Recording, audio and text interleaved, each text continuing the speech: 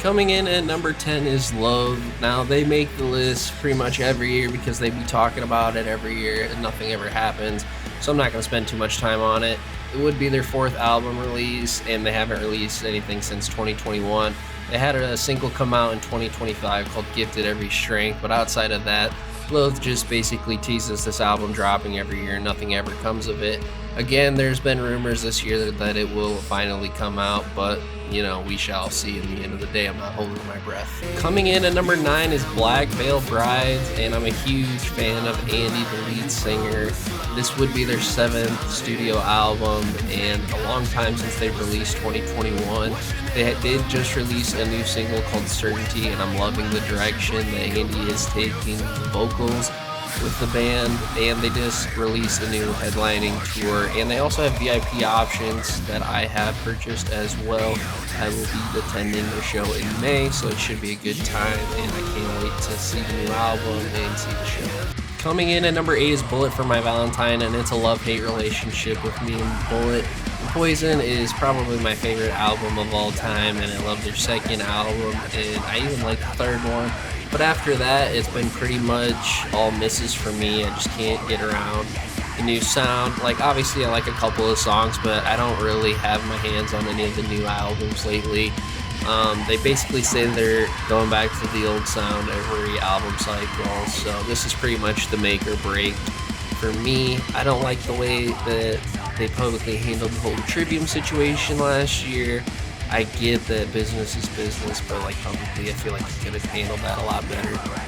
And yeah, they basically been hyping up this album, and it's pretty much a make or break it for me. And as a huge Bullet fan, it sucks to say that, but I mean, after 5+ albums of me not liking it, it's just how much more time and attention can I possibly give, you know what I mean?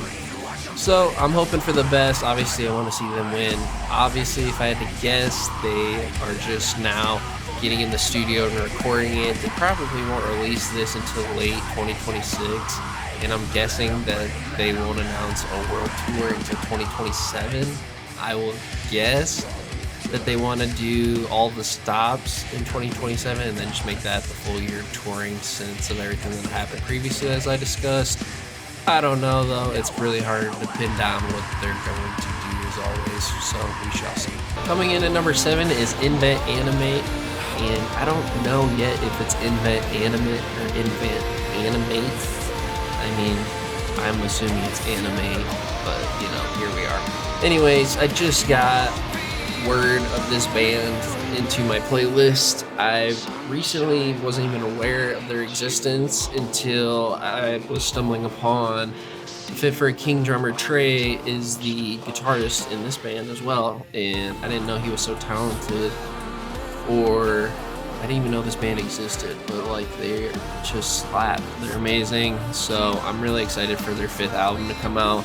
They just released an EP with Silent Planet, which was amazing. I thought they were going to release a full album together, and I was like, that would just break walls in the industry. Because I'm just waiting for metal bands to actually collab. I don't understand why in every other genre artists collab so much, and then here in metal and more so the heavier side, it's just not a lot of collaborations, and if so, it's just one-off tracks. It's I just want more collabs in the industry, and I like seeing some of the new stuff that's coming out collab-wise, so hopefully we get more of that. And I was a huge fan of that EP they did with Silent Planet, and that tour they did, I did miss that tour. It wasn't anywhere near me at the time, but they are on tour with Fit for a King right now, so I'm assuming Trey's doing double duties. I don't understand how that man possibly functions, but superheroes do superhuman things, so it should be an amazing tour. I'm really excited for this new album that they're releasing, and it seems like everything's on the up and up for them.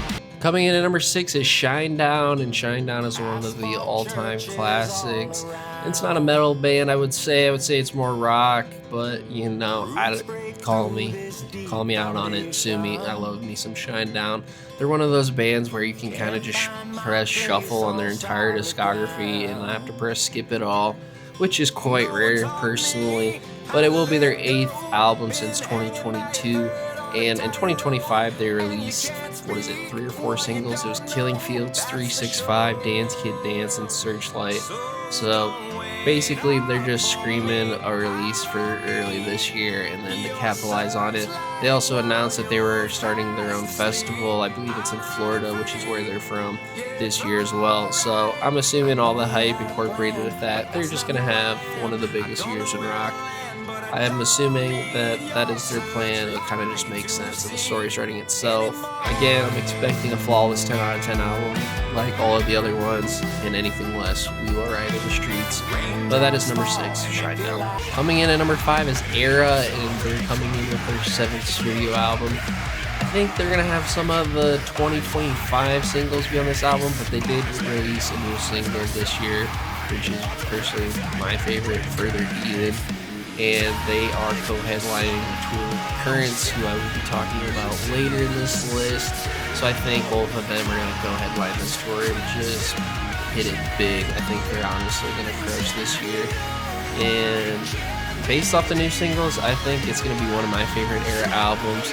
Now, I can't really say which Era album is my favorite. I feel like I change a lot based on the mood, but I feel like everybody kind of comes to the consensus that Self-Titled was their best album, so I'm hoping some more elements of that, but we shall see. I think nonetheless, Era puts out great music every time, so super excited for this one. Coming in at number 4, we got 156 Silence, and they are actually talking, like actively recording and producing this album, and then they go on Twitch every night and like play like retro video games and basically just talk with their community. Super cool guys over there. This is going to be their 5th studio album, I believe. I recently just was aware of the band when they released their 2024 album, People Watching. Love that record. They did put out a single in 2025, Our Parting Ways, and I think it's really a track as well. They are planning on touring this year with Thornhill headlining, and then they are support with Fox Lake and Villanova. All those bands have really just exploded over this last year, so I think that tour is going to be amazing. I'm hoping 156 Silence just keeps improving like they do with every album they put out, and I think based on their last album, this one should be their best work yet, so super excited to see this one. Coming in at number 3, we have Currents, and Currents is one of my favorite bands of all time, and I have so many mixed feelings about this. So it would be their 4th studio album, and basically the formula they did last album cycle with This Is the Death We Seek, or what is the name? The Death We Seek, I think is the official name of their last album. But basically what they did last time is the same thing they're doing now, is they dropped an EP of like 4 or 5 songs. Everybody got super hyped about Currents, and it was basically like the EP of the year, and everybody was talking about it, and then they following it with the actual full-length album. And I don't know about this strategy. Personally, I like 1 or 2 singles max and then get the album, but it seems like more and more bands are dropping more and more music before the album. So if I had to guess, Currents is dropping this year after they released the EP All That Follows in 2025, and like late 2025 as well. So if I had to guess, they're gonna drop this album, surprise drop it, because like I said earlier, they are co-headlining with Era, and Era is releasing a new album this year, so I think it just makes sense that both bands are releasing a new album, and hopefully we get to hear both new albums on tour, and it should be the metalcore tour of the year, if I had to guess. But I love Currents. My only problem with Currents is the mixing and production. I want the vocals on top of the mix. Some songs that are like buried underneath everything, and other songs that are on. It's just very inconsistent for me personally. Like, I love Currents, and I just want some consistency. But I guess that's why, some songs you love and some songs you don't. But their last album they put out wasn't my favorite in the discography, but it was still an amazing album, don't get me wrong. So I have high expectations for this one based on the EP. I love the EP that came out more than the EP of The Death We Seek, so high expectations for me, and I think Currents is going to have a big year as well. Coming in at number 2, we have Motionless in White, and they're one, if not my favorite band of all time. I know I say that quite a bit, but they are up there for me. I love all of their studio releases, and they are dropping their 7th album this year. And it's been a long time, and since 2022, I believe, is when Scorching came out. I believe that's the name of the album. Anyways, they just released a new single, Afraid of the Dark, and it's classic Motionless in White, like formula. If you've listened to their last album, I got a feeling that it's going to be more in that direction. And they are just madmen with touring. They are overseas, I believe, with Dayseeker, and then they have tour coming up with Bring the Horizon, The Plot New, and Amir El Feki. They just, I don't know if they're going to announce their own headlining tour after this. Well, I would assume maybe that they finish some of these tours with these singles coming out, and then they drop the album maybe like Q3 2026, and then 2027 maybe they announce a world tour. I don't know what their plans are. I'm super excited nonetheless. I am going to see them with the Bring the Horizon tour here this year. I think it's in May.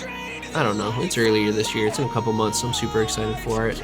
But these guys are legends, and I expect nothing less than a perfect album for this one, so I'm super excited for that. Coming in at number 1, we have Slipknot, and it would be their 8th studio album and their first with Eloy. They haven't released any singles or talked about anything. I know Clown really speaks for the band when it comes about releasing music, and he's never very accurate in what he says, so it's kind of hard to figure out where they're at. But basically, it seems like Slipknot just got done touring all of 2025 with Eloy, and in 2026, right now, I would assume they're taking a break and they'll start writing, and hopefully they release the album this year, because that would just be amazing.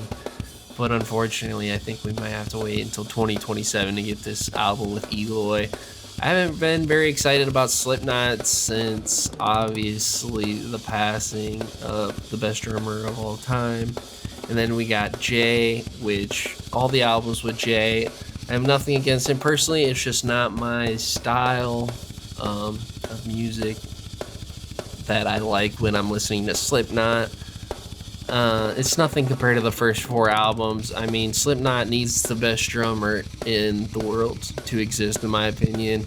And now they have Eloy, who is currently taking the helm from Joey after Joey's passing. So I think Eloy is going to crush it. If you've seen them live with Eloy, it's completely different. He is definitively the best drummer alive right now, especially live. So if they can get an album out with him, I think Slipknot is going to take the reins back on top, and I just can't wait. I have huge expectations, but unfortunately, we might have to wait until next year to see them, which is quite unfortunate. So that concludes my top 10 list for albums I'm most excited for this year. Coming at number 10, we have Loathe, followed by Black-Veiled Brides, Bullet for My Valentine, Invent Animate, Shinedown, Era, 156 Silence, Currents, Motionless in White, and hopefully Slipknot. Now, I would be really excited if all of these albums come out, but realistically, they probably all won't come out this year. I'm looking at you, Slipknot. But regardless, I think it's going to be an amazing year for the genre. I think last year we conquered new heights as a genre in terms of availability and people coming into the scene, which is amazing. We want to keep inviting everybody in and growing as a culture of metal lovers and just make it bigger and better every year. And I think this is going to be an amazing year. But anyways, if you watch this long into the video, I appreciate you for watching, and I'll see you in the next one.